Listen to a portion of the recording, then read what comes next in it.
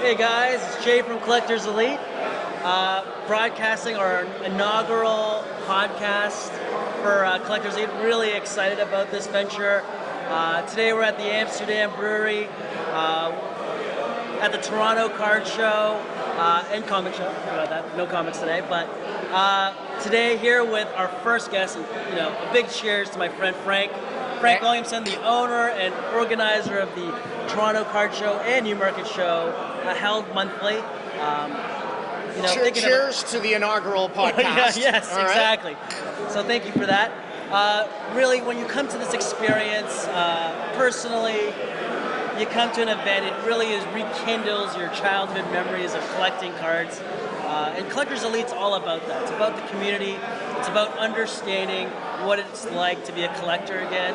And to bring this kind of platform in this age is really exciting time. So thank you, Frank, for being a part of this. My pleasure. Thank you. It's a labor of love. For our many listeners out there, so Frank, tell us a little about yourself. Why the card shows? Actually, the Toronto Card Show. Well, you know what? As you said, childhood memories, right? Well, like every other kid, I collected cards as a kid. I was even a vendor as a 13-year-old. And then many years did go by where I didn't even see a single hockey or baseball card. And here in Toronto, Toronto is a big market. We're very lucky to have the Spring and Fall Expo twice a year at the International Center. But there was no decent local monthly show in Toronto. You could go to other cities, Ottawa, Kingston at the time, Cambridge. In Toronto, there were shows, but not a lot of people were aware of them, and they weren't really of a minimum standard. Here at the Toronto Card Show, what we built, we got it up off the ground in a decent venue, and vendors at the time were saying, hey, you know what, you've attracted people that we only see twice a year at the expo. And it built and gradually grew year over year over year. And we're at the Toronto Card Show today at the Amsterdam Brewery in Leaside. But you mentioned Newmarket. 3 years ago, after growing the Toronto Card Show, we expanded to Newmarket. And up there, it's the Newmarket Card and Comic Show. And we saw that Newmarket is an untapped market. Until we arrived, there wasn't a show there in over 20 years. So to your point, to answer your question, it starts off as, being a kid and loving collecting, and that stays with you. It's not like you all of a sudden grow out of sports. Well, exactly that, right, Frank? I mean, thinking about myself, and for many collectors out there, the experiences as a child when you're collecting, the rush of it is really special. Right. Opening up that pack or making your first transaction is really special. And really what we're trying to recreate here, and what we see here at the show here, which is really fantastic, beer, pizza, I don't think you can really go wrong with that, ever. Great combo. Sorry, guys. But this is the environment where you can actually connect with your inner person, your inner child self, and collect something that is really unique to you and your passion. But at the same time, work with vendors here. The vendors here are fantastic. Everyone is trying to offer you a product that's really for you and that what you're really looking for. So you'll see all sorts of, John Tavares, Leaf products, any SB Authentic, everything you can imagine you want to collect in terms of this day and age collecting is available at this card show. So most importantly, Frank, what is it that is really driving you to continuing to do this for the community of collectors? Well, you know what? It is a labor of love. I could be doing other things, but 12 years ago when we launched the Toronto Card Show, it's gradually grown. Started off as a sports fan and collector myself. Now, I joke that my collection sacrifices for everyone else because I put this show on. And you mentioned the great vendors. One thing that we strive for is to have the highest standard of vendors. We're not in the business of selling vendor tables. We're in the business of putting on good quality shows that will stand the test of time. And that's why we not only have been around for 12 years, but year over year, the show grows and the standard gets higher. Often in the morning, I look around and I see all the vendors setting up, and I'm looking around and I'm like, wow, you know, the quality of the guys and the women and men here are really, really high standard, and I'm very proud of the people that are in the room. It's not just about the tables, it's not just about the hall, it's about the people. So to answer like what strives me, gets me going, I think of the fact that not only has it grown over time, but it continues to get better all the time, and that's not all on me. Quite often it's a thankless job, but a lot of people thank me, and it's easier when you have the right people in the room.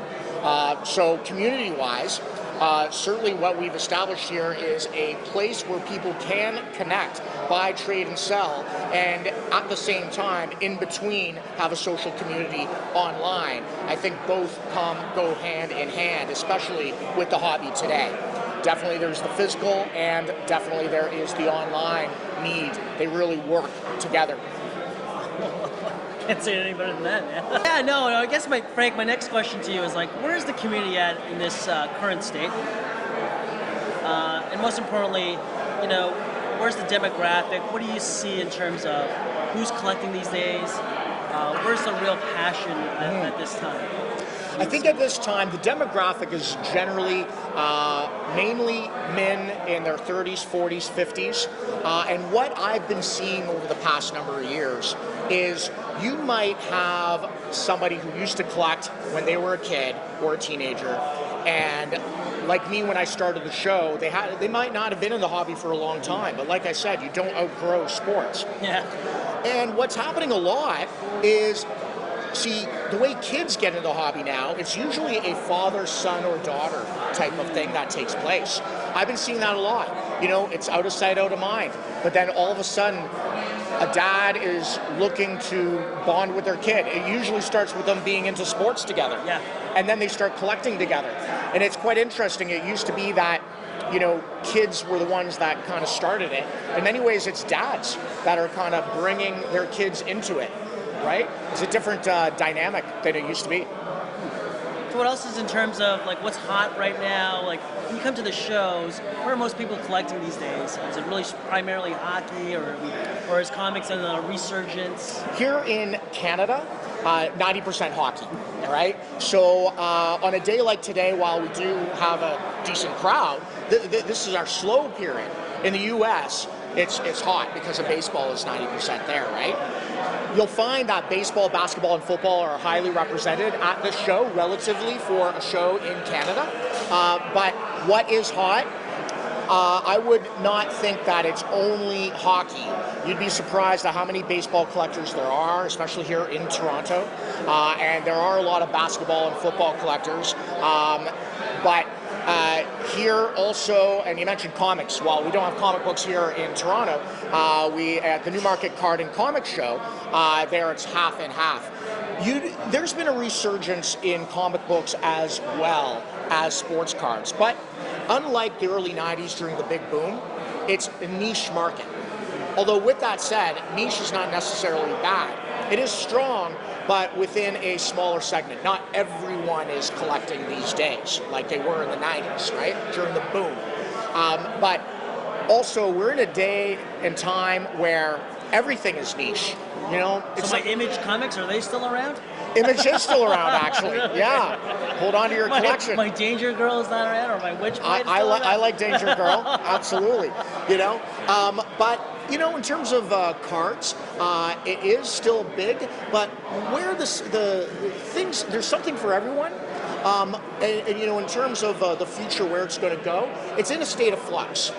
While year after year after year, people think it's dying, it actually tends to kind of grow, but not exponentially. It's solid, but also there's a solid market of what one might call super collectors. So there's a lot of high-end products out there purchased by the small market of super collectors. That can be a concern in many ways because it can price people out of certain products, but at the same time, Upper Deck, the standard, Series 1 and Series 2 is considered perhaps the best value out there. And then you've got lower priced products like O-Pee-Chee, as an example. Takes you back, it's at a reasonable price. And then you've got Upper Deck MVP as an example, where it's entry level, anyone can collect, there's no bells and whistles, and it's not going to break the bank. Well, that's exciting that we're marketing to different economic scales, of course, right? I mean, when I was collecting, a collector's elite, we can be associated with being very high end. But reality is, what we're trying to accomplish is that creating an amazing community, a trusted community, right? Where a lot of the problem with collecting when you come into shows, like especially buying online, is the seller trustworthy, right? And is there a vetting process for you as you have vendors go onto your show? I think that's really important for the listeners here. Like, when you come to your shows, are these vendors here to nickel and dime me, or are they really concerned to provide me a product and an experience? Well, that's interesting that you say that, and you talk about the vetting process. Let's start there. Let's start at the very beginning. On one hand, having ran the Toronto Card Show for 12 years, in many ways, I know the community, I know the hobby, I know the industry, and therefore the vetting process has sort of come out of the 12 years of history. Even going back years ago, you get to the point, like I said, where we're not selling vendor tables. We're putting on a great show. I can't just think about the vendors. On one hand, the vendors are my customer. However, we've got hundreds of customers on a single day to serve.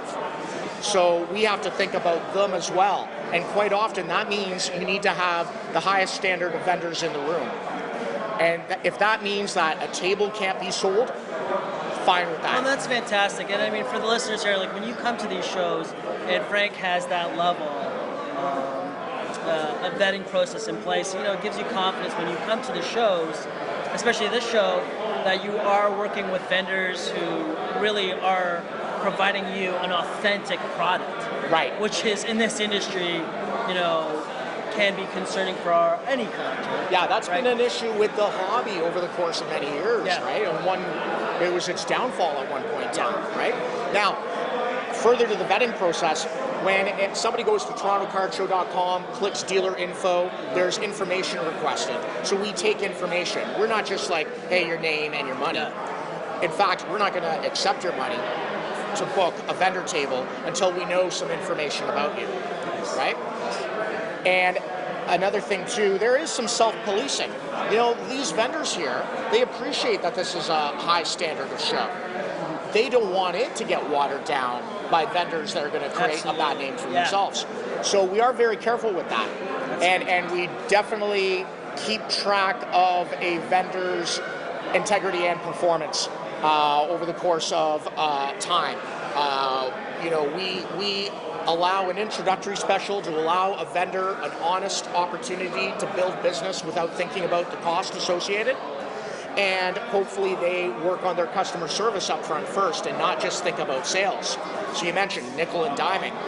Well, I can't be in the head of every single vendor. However, our feedback from customers is that they're very pleased with the vendors here. And it's been years since we've received complaints about vendors here at the Toronto Card Show. Well, from the horse's mouth, guys. I mean, you can hold Frank to that. But no, in all honesty, and that's really exciting to hear that you are providing that, and that show does have integrity. But most importantly, where do you? Lastly, I guess, Frank. So where are these shows going? What kind of promos are you launching in the near future? What can our collector community look forward to in the next few months and even in beyond? Right. Well, ideas are free. We've come up with so many ideas over the course of time, and it is a matter of time and resources. So it's hard to put a great idea into play, right? There's only so much capacity. But one thing we want to do is we always want to add more show features. Case breaks as an example, right? I guess that's us. If only, where can we find a group of wonderful people in the hobby that look out for not just themselves but everyone else? Well, my goodness, perhaps there will be a case break today at the Toronto Card Show. And who might one be able to trust that this case break and future case breaks at the Toronto Card Show be administered by? Who can take this ball and run with it? I think you're SOL, bro. Shit out of luck. That's why we're doing it at a brewery. You know, we drown our sorrows. No, but honestly, we're excited, and we can't thank you enough. As we grow, you grow, and for everyone out there who's a collector, these shows are absolutely really brings you back to the days when you were a child and you wanted to collect. Those 1990 Don Russ baseball cards, which were overprinted beyond belief. Brings you back to when you were a child, as you said, but now that you're an adult, you can come to the show and have a pint while browsing a great selection of sports cards. This will not be the last time we have you on. Absolutely, I'd be happy to. So Frank, thank you from the bottom of my heart and from Pleasure Lead. Guys, if you're listening to this, please come out and support the New York and Toronto Card Show. Where can we find you? TorontoCardShow.com. Okay, perfect. It's that easy. That easy, guys. So look out for our future dates. We will be podcasting, and hopefully we'll be doing some case breaks if this guy twists my arm enough. I'll twist it. But we love you, and look forward to the next one, guys. Cheers. Cheers.